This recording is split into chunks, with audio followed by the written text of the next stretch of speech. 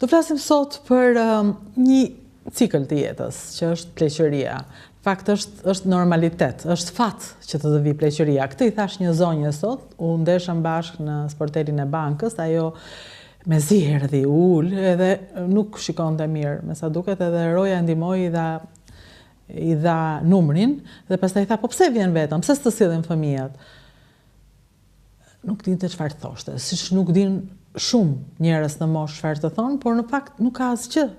Nuk ka asnjë turp për të thënë që fëmijët janë në punën e tyre, janë në ciklin e tyre të jetës, ndërsa ne jemi në këtë cikël të jetës, që po kemi nevojë për ndihmë, që po kemi nevojë për njëri tjetrin, po s'ka asgjë për të turpruar. Përkundrazi është një fat I madh që të gjithë shkojmë drejt atij cikli, sepse shumë njerëz nuk e kanë pasur këtë fat. Në Shqipëri flitet pak për këtë cikël, për këtë moshë. Flitet shumë pak. Edhe kujdesi, me sa duket, ka çalon. Si për shumë shka tjetër. Në një prej bisedave që kam bërë në studio me zotin Bardhyl Reso, I cili është kontributori I dritares, ai tregoi për një mikun e vet të dashur, zotin Nasho Orgaqi, në ditët e tij të fundit në një qendër ku e takoi. Dhe tregoi që ky është normalitet. Ne të gjithë e dim, tha, kur jemi atje, sepse zoti Reso jeton në Amerikë, ne të gjithë e dim ku do shkojmë.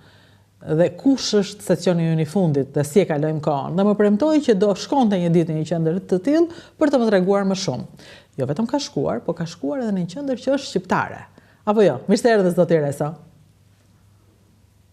Dina, vërtet është gjithnjë më ka shqetësuar.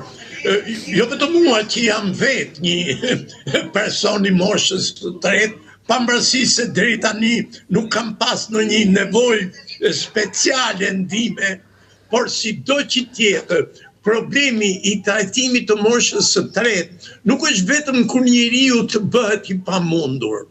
Trajtimi I moshës së tretë duhet filluar që në atë kohë që njeriu lëviz, njeriu ka aktivitet, njeriu duhet të shoqërizohet me miq, me shok, me njerëz të tjerë.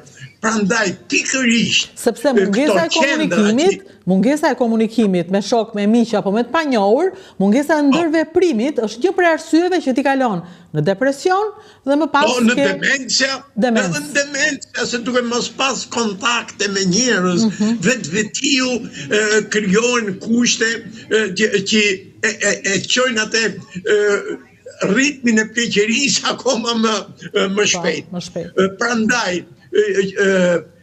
qëllimi I këtyre qendrave ka qenë pikërisht kjo, që njerëzit të kenë mundësi të bëjnë të kalojnë një ditë shumë më të kënaqshme. Për ne edhe këto kanë marrë dhe emrin që kanë pas ato kopshet e fëmijëve në Amerikë, daycare, që shkojnë fëmijët për një kujdes ditor, edhe këto qendra këtu për të moshuarit, daycare quhen, po janë daycare, pra janë të kujdesit ditor, ti nuk qëndron aty gjithë ditën, ti shkon. Jo.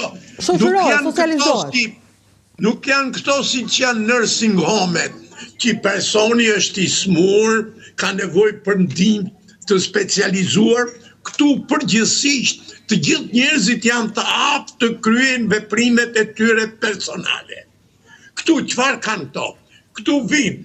Në mëngjes, do t'i shpjegoj menaxherja më vonë. Ja, kjo është shumë bukur. Ja, ndjes vetëm një moment, se më pëlqen kjo që ju tani nuk jeni vetëm kontributor në analizën e Shqipit, por tani doni të sillni dhe përvojën e Amerikës në Shqipëri. Edhe kur më tha do ju prezantoj, ishte më pëlqeu shumë. Faleminderit. Unë mendoj Zarudina që një mënyrë e tillë mund të organizohet shumë mirë edhe në Shqipëri, ose nga biznesmen, ose dhe nga një kombinim I ndihmës që mund të bëjë shteti me organizatat shoqërore, edhe se sigurisht duhet një subvencion. Nuk është e mundur, domethënë, pa një subvencion, sepse përgjithsisht janë shpenzime të mëdha. Njerëzit shkojnë I marrin në shtëpi me makina, I bien këtu. Ambienti këtu kuptohet, është një goxha ambienti mas që do ta shikoni edhe më vonë. Po vetëm për shqiptarët është qendra? Qendra këtu, kjo është dhe tipike e veçantë, që qendra është shqiptare. Sa bukur. Ka emrin Shqiponja.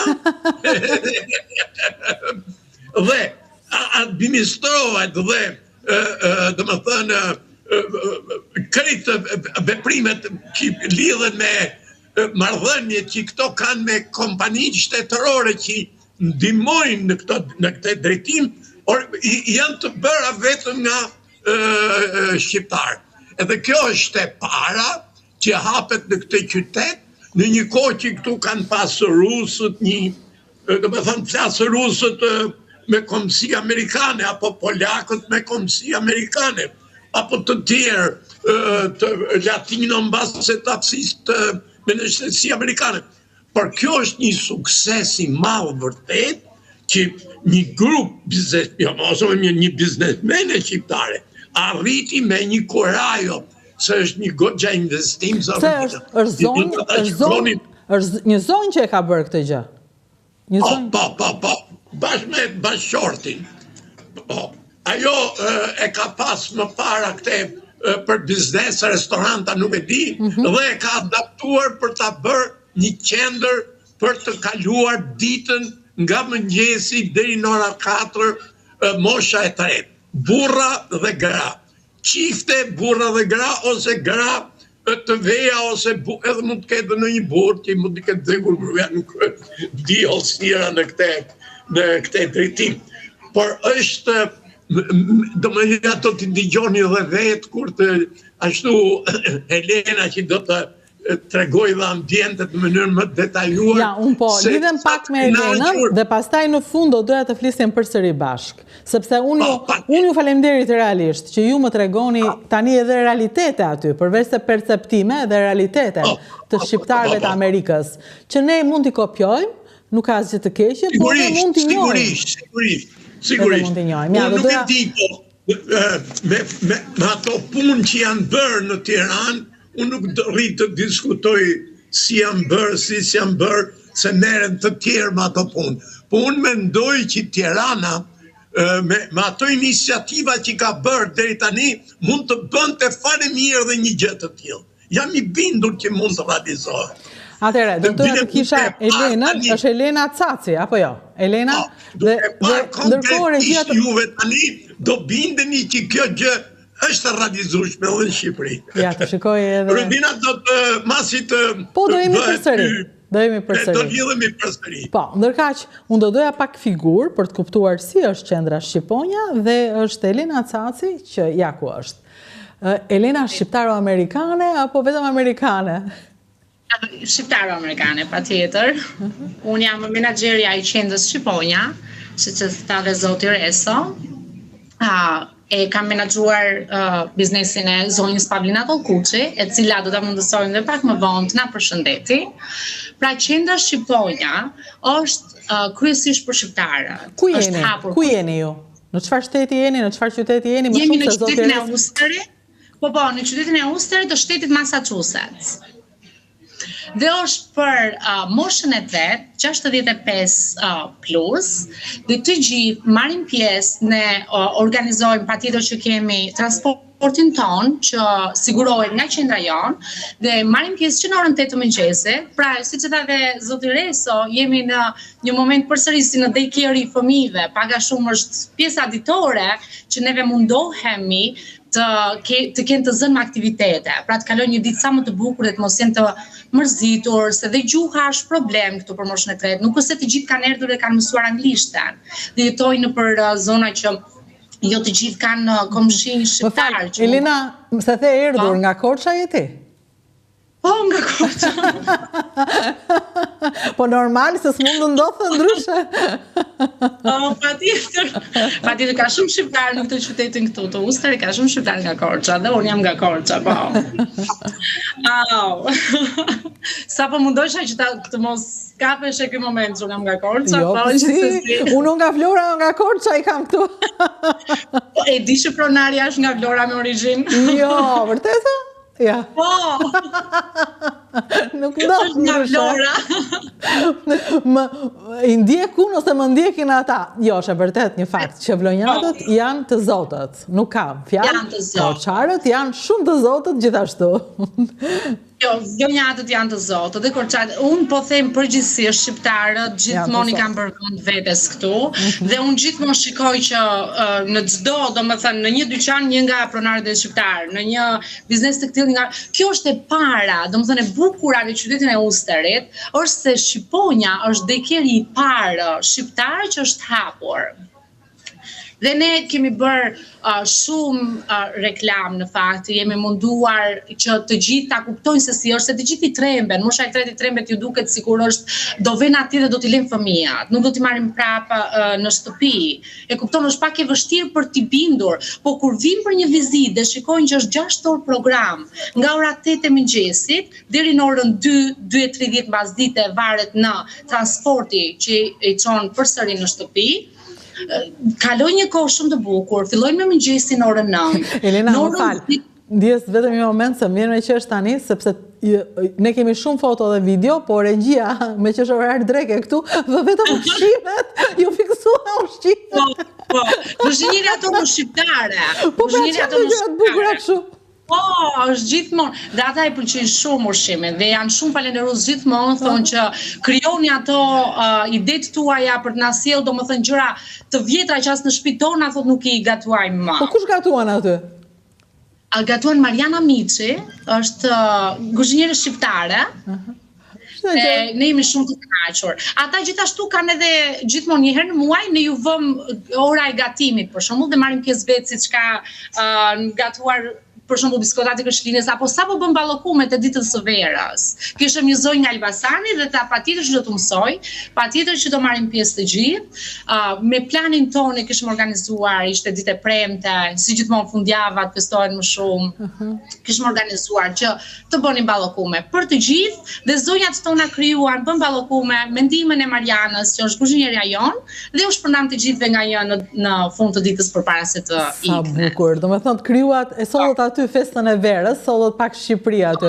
Flasin të gjitha zonjat dhe zotrin flasin shqip me njëri tjetrin. Domethënë është shqiptare 100%. Ky është momenti 7 marsit, kemi festuar 7 marsin se kemi 13 mësues që janë pjesëmarrës të qendrës ditësore, janë 13 mësues dhe kemi festuar dhe 7 marsin. Ishte patjetër një ditë e veçantë. Për të gjithë se thanë që në Shqipëri nuk e kemi festuar ndonjëherë këtu, se në Amerikë nuk është 7 marsi festa mësuesit. Domethënë ishte shumë të lumtur që ne kemi prekur të gjitha festat shqiptare. E sa u preka tani dhe se pata mendjen një moment, se po shikoja ato zonja dhe po mendoja për Tim që me 7 mars u mblodh me shoqet e saj mësuese, po vërtet sa e vështirë është për këto zonja që dikur kanë qenë idhuj të nxënësve të tyre dhe tani vjen një moment janë asgjëkundi, janë në mjegull, në një mjegull që sa bukur që i bashkoni dhe ju kujtoni festat, sa bukur. Patjetër, gjithmonë, edhe 8 marsi ka qenë, kemi shkëputur disa foto nga 8 marsi, që kemi pasur një festë shumë të madhe për zonjat. Kemi krijuar një aktivitet shumë me gatime tradicionale, nga një dhuratë të vogël, disa lule, sa për t'i kujtuar edhe për të festuar këtë ditë të veçantë të femrës. Pra, Rodina, kjo është programi dhe ne jemi shumë të lumtur në fakt. Unë jam shumë e lumtur që punoj në një ambient me shqiptar, flasim shqip gjithë ditën, aktivitetet janë shqip. Gjimnastikën e bën një goca që është e trajnuar për këtë punë, bën gjimnastik çdo ditë dhe është në fakt e dhënë me doktoraturë që duhet të bëjnë 30 minuta çdo ditë gjimnastik. Në orën 11 pastaj kanë një aktivitet më shumë për memorien e tyre, për të mbajtur memorien. Kanë dhoma të cilat janë kushdo të qëndroj në një vend personal dhe të lexojë një libër. Kemi libra shqip, pra marrim libra nga biblioteka e qytetit të Usterit që ka libra shqip, jemi regjistruar atje, i marrim, ja u mundësojmë në qendrën tonë, i marrim dhe nëpër shtëpia, nëse kanë dëshirë që të vazhdojnë leximin në shtëpi, dhe i rikthejmë përsëri patjetër.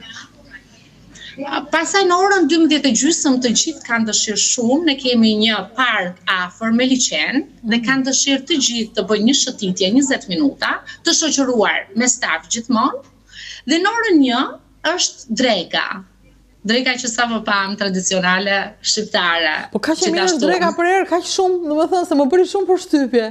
Gatime shqiptare, gjithçka aty, të gjitha. Po, në bazë të rregullores që ne kemi, se patjetër kjo funksionon, domethënë duket shumë pqef, duket shumë argëtim për të gjithë, por ne jemi të bazuar në rregullore.